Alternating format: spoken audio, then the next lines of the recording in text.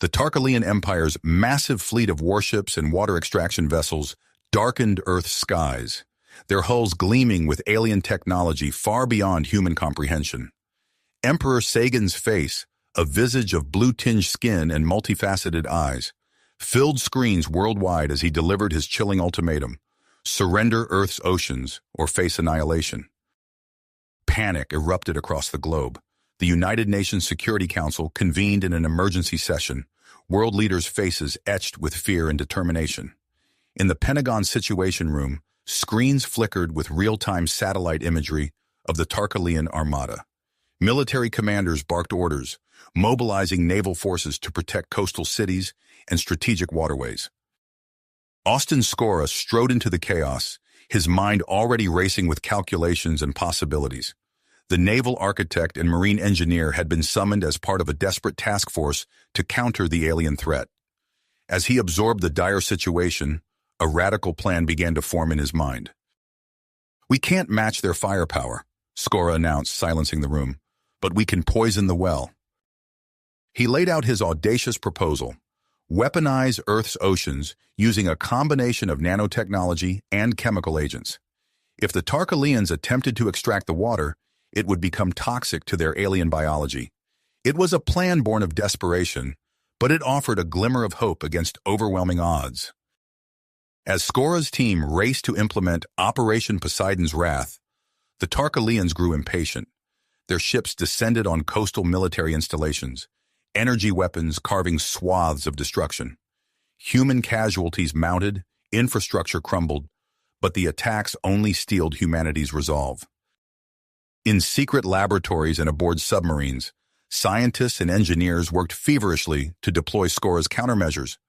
Nanobots by the billions were released into key oceanic regions, ready to activate at a moment's notice. Chemical dispersal units were positioned strategically, waiting for the signal to unleash their payload. Aboard the Tarkalian flagship, Emperor Sagan watched with growing frustration as Earth's defiance continued.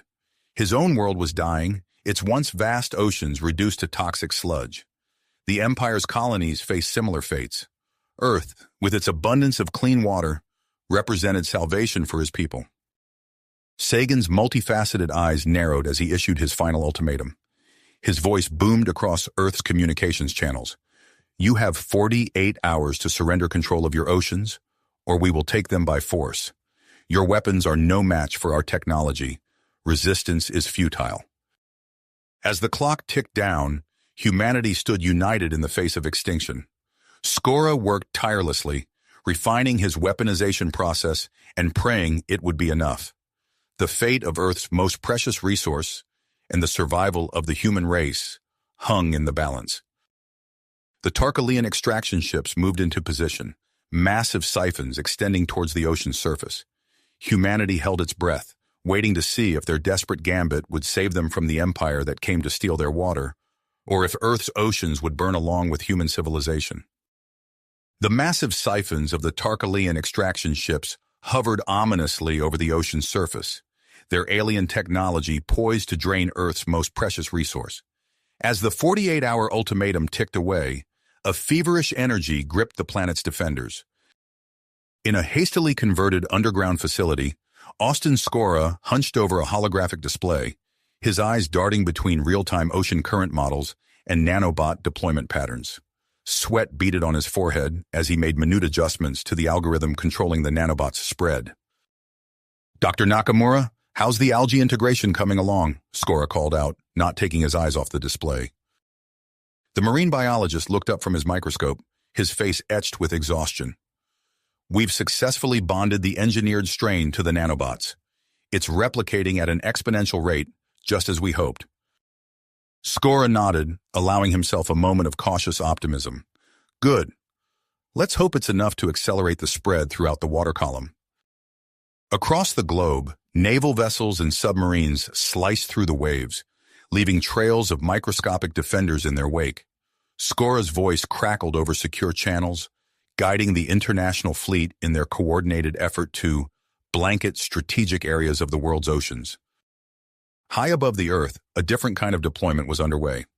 Dr. Eliza Chen stood in the Mission Control Center of the hastily assembled United Space Command. her eyes fixed on the array of screens before her. Each display showed a different view of Earth's orbit, tracking the progress of the stealth satellites being launched into carefully calculated positions. Satellite Cluster Alpha is online and operational, a technician announced, beginning data collection on Tarkalian fleet composition and energy signatures. Chen nodded, her mind already processing the potential implications of the incoming data. Cross-reference their positions with our oceanic defense grid. We need to identify any gaps in our coverage. As Earth's defenders raced against time, political tensions threatened to unravel their united front. In a secure bunker beneath Moscow, General Dmitry Volkov paced like a caged bear, his face contorted with nearly unleashed rage. The United Nations would have us sit idly by while these aliens prepare to steal our planet's lifeblood?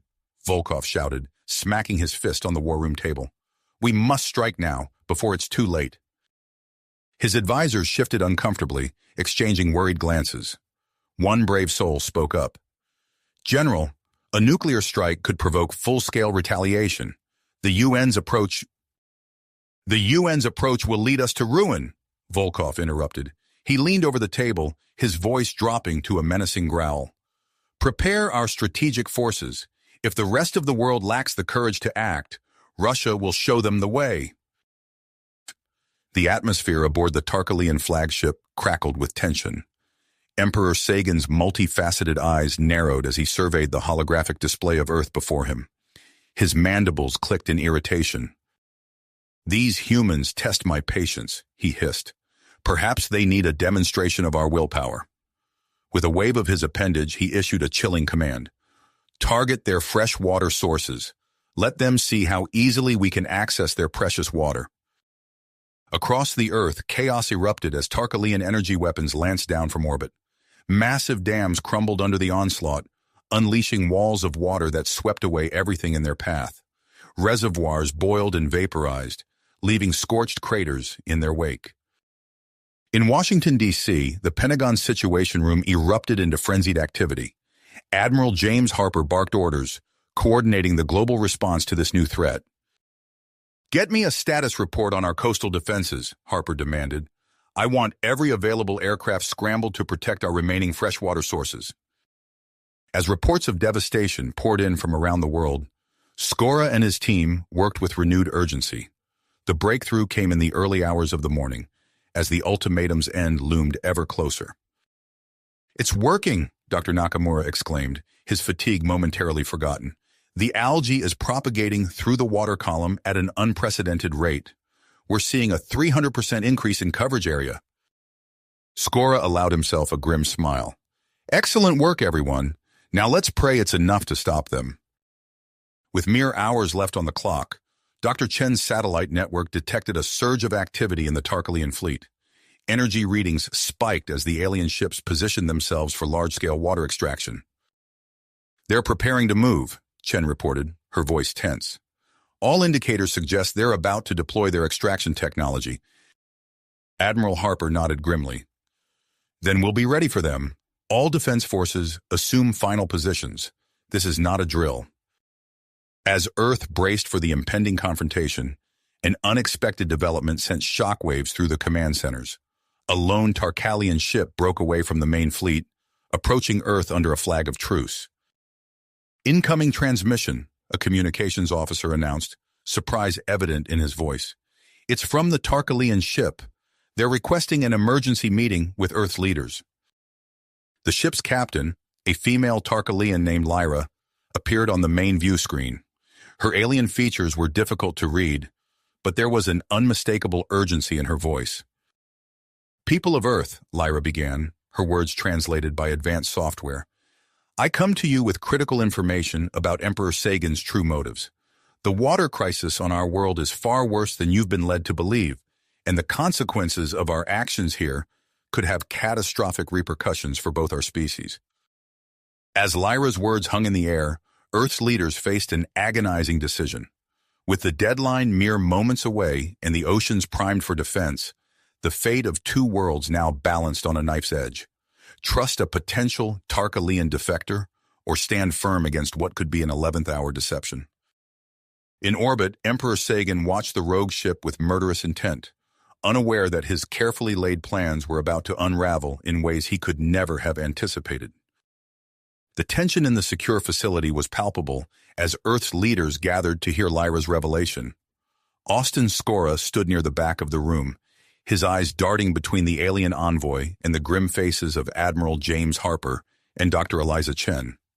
The Tarkalian's multifaceted eyes swept across the assembled humans, her mandibles clicking softly as she began to speak.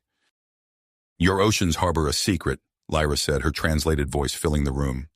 "A microorganism undetected by your science, but invaluable to ours. This is Sagan's true target." Murmurs of disbelief rippled through the room. Skora's mind raced, reassessing every calculation and strategy he'd devised over the past frantic days. "You expect us to believe this convenient story?" Admiral Harper challenged, his voice tight with suspicion. Lyra's alien features shifted in what might have been a grimace. "I understand your doubt, but time is short. Sagan's water crisis is a lie. He seeks to advance our biotechnology by centuries using these microbes." Dr. Chen leaned forward, her scientific curiosity piqued despite the circumstances. "If this is true, why tell us? Why betray your own people?" "Because this war is unnecessary," Lyra responded. "There are those among us who oppose Sagan's methods. We seek peaceful exchange, not conquest." As the implications sank in, Skora's blood ran cold. He stepped forward, addressing the room. "If she's telling the truth, our current countermeasures could destroy these microorganisms. We might provoke an even worse conflict." The next hours passed in a blur of activity. Skora and his team raced to modify their oceanic defenses, aiming to protect the newfound microbes while still rendering the water harmful to Tarkalian technology. In the lab, Dr. Nakamura peered into a microscope, making minute adjustments to their genetically engineered algae. "We're altering the algae's chemical output," Nakamura explained, his voice strained with exhaustion. "It should create a protective barrier around the microorganisms while still interfering with Tarkalian systems." Skora nodded, his fingers flying over a holographic interface as he recalibrated the nanobot swarms. "Let's hope it's enough. Chen's satellites show the Tarkalian fleet is on the move." Across the globe, naval vessels and submarines surged into position, ready to deploy the modified countermeasures. Skora's voice crackled over secure channels, guiding the international fleet in their efforts to protect Earth's most valuable secret. High above, Dr. Chen stood transfixed before a wall of screens in the United Space Command Center. Each display tracked the movement of Tarkalian ships as they shifted into extraction formation. "All units maintain defensive positions," Admiral Harper's voice boomed through the command center. "Do not engage unless directly attacked. Repeat, do not engage." The atmosphere grew thick with anticipation as humanity waited to see if their high-stakes endeavor would succeed. Then, without warning, alarms blared across every screen and communication channel. "Multiple nuclear launches detected," a technician shouted, his face pale with shock. Chen's hands flew over her console, confirming the worst. "It's Volkov. His coalition has gone rogue." They watched in horror as the nuclear warheads streaked toward the Tarkalian fleet. Several alien ships vanished in blinding flashes of light, but the bulk of the armada remained intact. Emperor Sagan's enraged face filled communication screens worldwide. "You dare attack us?" he roared, mandibles clicking furiously. "So be it. Let the extraction begin." Massive Tarkalian ships descended into Earth's atmosphere, their colossal extraction devices plunging into the oceans. For agonizing moments, it seemed as if all hope was lost. Then reports began flooding in from around the globe. Tarkalian vessels were experiencing critical malfunctions. Some lost power entirely, crashing into the sea with tremendous splashes. Others struggled to maintain altitude, their hulls visibly corroding. In the command center, a cheer went up as the data poured in. Skora allowed himself a grim smile of satisfaction. "It's working," he muttered. "The nanobots and algae are protecting the microbes and sabotaging their tech." But their victory was short-lived. Sagan, his extraction plan in ruins, unleashed his fury on Earth's cities. Energy weapons lanced down from the surviving ships, carving swaths of destruction through coastal metropolises. All forces, engage, Admiral Harper bellowed. Protect those cities at all costs. Earth's combined military might surged into action. Fighter jets screamed across the sky, peppering the weakened Tarkalian ships with missiles. Naval vessels launched salvos of weaponry, their targeting systems guided by the intelligence Lyra had provided on Tarkalian vulnerabilities. As the battle raged, a group of Tarkalian ships suddenly broke formation. Their communication channels crackled to life with messages of surrender and requests for asylum. Aboard the Tarkalian flagship, Emperor Sagan watched in disbelief as his carefully laid plans crumbled around him. His multifaceted eyes narrowed as he surveyed the holographic display of the battle, mandibles clicking in fury. Impossible, he hissed. How could these primitives have done this? A subordinate approached cautiously. Your Eminence, our extraction efforts have failed. The water is proving toxic to our systems, and we've lost nearly half the fleet. The humans' defenses are stronger than anticipated. Perhaps we should consider... Sagan's appendage lashed out, striking the subordinate. Silence. I will not be defeated by these barbarians. Prepare for a final assault. We will take what we came for, or reduce this planet to ashes in the attempt. As Sagan rallied his remaining forces for a desperate push, Earth's defenders steeled themselves for the coming onslaught. Score and his team worked feverishly to enhance their oceanic defenses, while Dr. Chen's satellite network tracked every movement of the Tarkalian fleet. The battle had reached its critical moment. With the true nature of Earth's oceanic treasure revealed and the Tarkalian forces in disarray, humanity faced its greatest test. The next few hours would determine not just the fate of Earth's waters, but the future of two civilizations locked in a conflict born of deception and desperation. The sky above Earth blazed with the fury of interstellar war. Tarkalian ships, their once impenetrable hulls now scarred and smoking, retreated to higher orbits. Emperor Sagan's face contorted with rage as he surveyed the wreckage of his ambitions. Pull back, he snarled, his mandibles clicking furiously. Regroup at coordinates Alpha 97. As the alien fleet withdrew, a collective sigh of relief rippled through Earth command centers. Admiral James Harper leaned over a holographic display, his weathered face illuminated by the flickering lights of battle damage reports. Status update, he barked. Dr. Eliza Chen's fingers danced across her console. Tarkalian forces are in full retreat, sir. They're regrouping at approximately 1,000 kilometers above the Earth's surface. Harper nodded grimly. And our oceans? Austin Scora stepped forward, his eyes bright with cautious optimism. The weaponization agents are performing beyond expectations, Admiral. Our modified algae and nanobots have rendered the water unusable for Tarkalian tech while preserving the microorganisms. Excellent work, Scora, Harper said. Now let's press our advantage. The Admiral turned to a cluster of screens showing various military leaders from around the globe. Gentlemen, we have a window of opportunity. I'm initiating Operation Spearhead. Across the world in hidden hangars and classified facilities, pilots scrambled to their aircraft. These weren't ordinary jets, but the pinnacle of human aerospace engineering, space-capable fighters equipped with experimental shield technology. Colonel Jack Hawkins strapped himself into the cockpit of his X-89 Raptor. The sleek black vessel hummed with hardly restrained power. Raptor Squadron, this is Hawkins, he said into his comm. Check in. One by one, his wingmen reported ready. Hawkins felt a familiar surge of adrenaline as the hangar doors slid open, revealing a star-studded sky. Raptors, you are cleared for launch, came the controller's voice. Godspeed. With a roar that shook the earth, the squadron blasted into the night, climbing rapidly through the atmosphere. As they broke through the cloud layer, the battle-scarred visage of the Tarkalian fleet came into view. Target the command ship, Hawkins ordered. Hit them hard and fast. The Earth fighters streaked towards the alien armada, their advanced stealth systems allowing them to close the distance undetected. When they finally opened fire, the Tarkalians were caught completely off guard. Plasma bolts and missile contrails lit up the void as Hawkins and his team engaged in a furious dogfight with the alien defenders. The experimental shields on the Earth fighters crackled and flared, absorbing hits that would have vaporized conventional aircraft. Meanwhile, Deep within a fortified bunker, tech prodigy Marcus Wong led a team of elite hackers in a different kind of battle.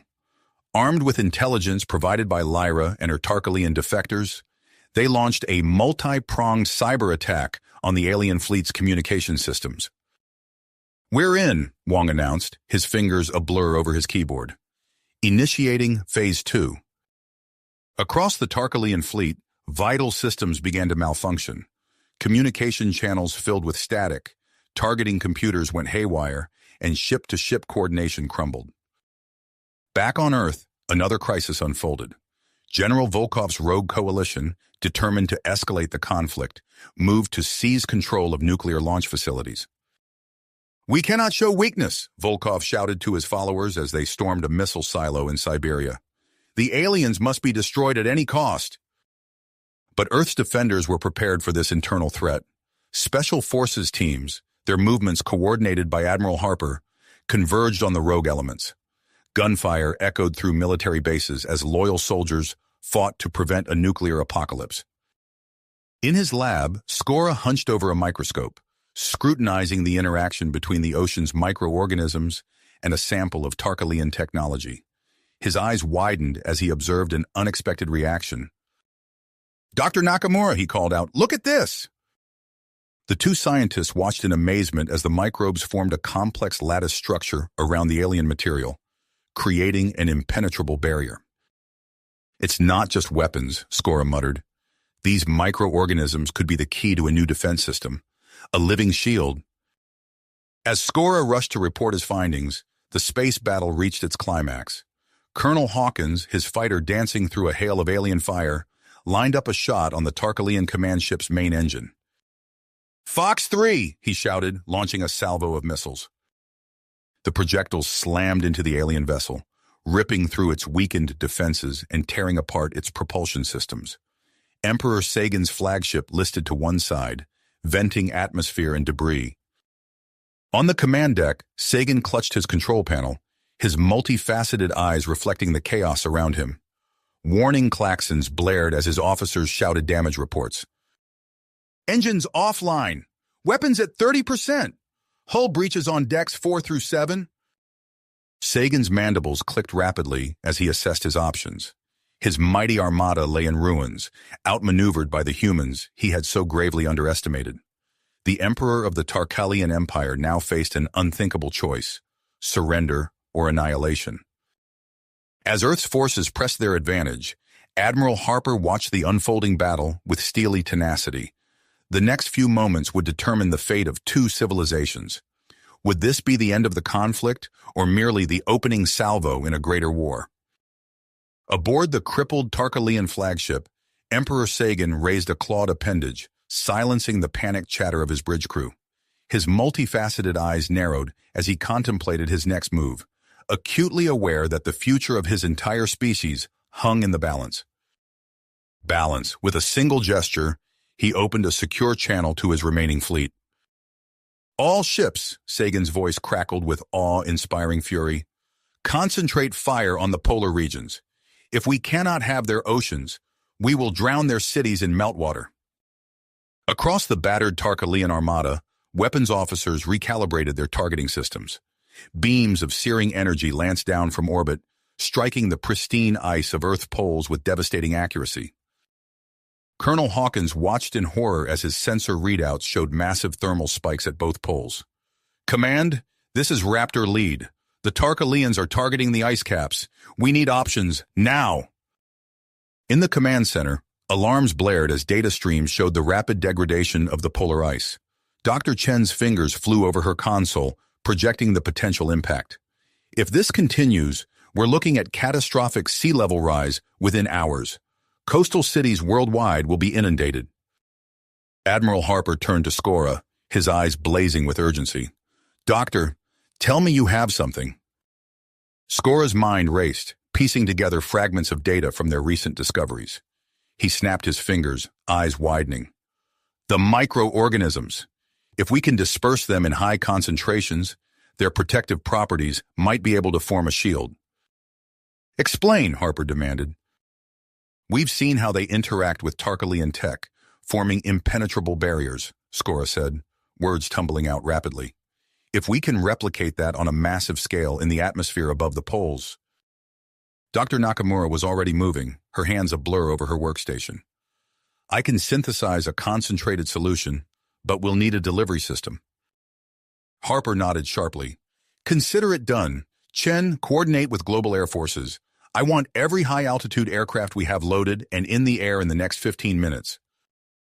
As the command center erupted into frenzied activity, Skora and Nakamura raced to their lab. They worked with practiced efficiency, distilling the essence of the ocean's microscopic defenders into a potent azure liquid. This has to work, Nakamura murmured as they sealed the last container. Skora met her gaze, tenacity etched in every line of his face. It will. Around the world, pilots scrambled to their aircraft. Specially modified tankers and high-altitude bombers were hastily loaded with canisters of the experimental solution. In Washington, London, Moscow, Beijing, and a dozen other capitals, leaders watched with held breath as Earth's last defense took flight. High above the Antarctic, Captain Maria Vasquez banked her B-52 through wisps of stratospheric clouds. Below, the continent's icy surface was marred by steaming craters, where Tarkalian weapons continued to pummel the ice sheet. All aircraft, commence dispersal, the order came through her headset. Vasquez took a deep breath and hit the release switch. Behind her aircraft, a fine mist of shimmering blue particles billowed out, caught by the high-altitude winds and spread across the sky. For several agonizing moments, nothing seemed to happen. Then, as the concentrated microorganisms reached critical density, a gossamer-thin film began to form. It spread with astonishing speed, a translucent dome materializing over the polar region. The next Tarkalian energy blast struck the newly formed shield and dissipated in a spectacular display of refracted light. Cheers erupted in command centers across the globe as sensor data confirmed the effectiveness of the microbial barrier. But the victory was far from assured. As the shield over Antarctica solidified, reports from the Arctic painted a grimmer picture. The ice there was melting at an alarming rate, with the microball shield struggling to form in the face of intensified Tarkalian fire. We're losing the North Pole, Dr. Chen reported, her voice tight with stress. The shield isn't coalescing fast enough. Admiral Harper's eyebrows furrowed as he weighed his options. Divert all remaining aircraft to the Arctic. We have to reinforce that shield at all costs. As Earth's defenders raced against time, Marcus Wong and his team of hackers reached a breakthrough. Sweat beaded on Wong's forehead as his fingers flew across his keyboard, lines of alien code scrolling past at dizzying speeds. We're in, he announced, a note of disbelief in his voice. Full access to Tarkalian systems achieved. Harper leaned in, eyes gleaming. Can you shut down their weapons? Wong nodded, a fierce grin spreading across his face. Weapons, life support, propulsion, it's all ours now. With a few keystrokes, Wong sent the command. Across the Tarkalian fleet, energy weapons fell silent. Life support systems flickered, and engines sputtered to a halt. In the span of heartbeats, the once mighty armada was reduced to floating hulks. In the eerie silence that followed, Admiral Harper opened a channel to the Tarkalian flagship. Emperor Sagan's face appeared on the main screen, mandibles twitching with barely suppressed rage. Emperor Sagan, Harper's voice was steel wrapped in silk. Your fleet is disabled, your weapons are silent, and your invasion has failed. I demand your immediate and unconditional surrender. Sagan's multifaceted eyes darted from side to side, searching for any remaining option. Finding none, his shoulders slumped in defeat. We surrender, he hissed. As the words left Sagan's mouth, a collective exhale seemed to pass through the entire planet. The battle was over. Earth had won. In the days that followed, the true cost of the conflict became apparent. Coastal cities around the world lay in ruins, their skylines broken and streets flooded. Millions of refugees streamed inland, overwhelming emergency services and makeshift camps. Yet amid the devastation, there were glimmers of hope. Lyra and her faction of Tarkalian defectors were granted asylum, bringing with them a treasure trove of advanced technology. They worked tirelessly alongside human scientists, sharing knowledge that would accelerate Earth's recovery and technological development by decades, if not centuries. Austin Scora's breakthrough with the ocean microorganisms opened up entirely new fields of biotechnology.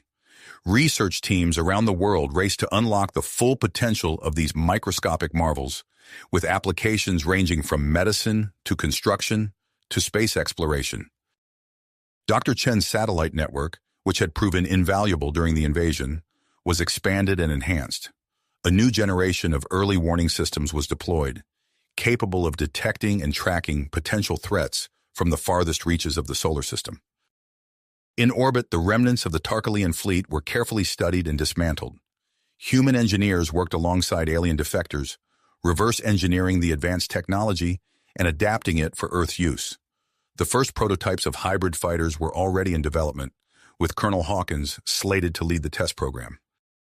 As the immediate crisis passed and reconstruction efforts gained momentum, humanity's gaze once again turned to the stars. But this time, they looked outward not with fear, but with a newfound confidence and purpose. The invasion had brought the people of Earth together as never before, unified in purpose and strengthened by shared adversity. In a repurposed hangar at Kennedy Space Center, Admiral Harper stood before a gleaming spacecraft unlike any ever built on Earth. Its sleek lines and advanced propulsion systems were a testament to the incredible progress made in just a few short months. "Beautiful, isn't she?" Lyra's voice came from behind him. The Tarkalian defector had become a trusted advisor and friend in the aftermath of the war. Harper nodded, a small smile playing at the corners of his mouth.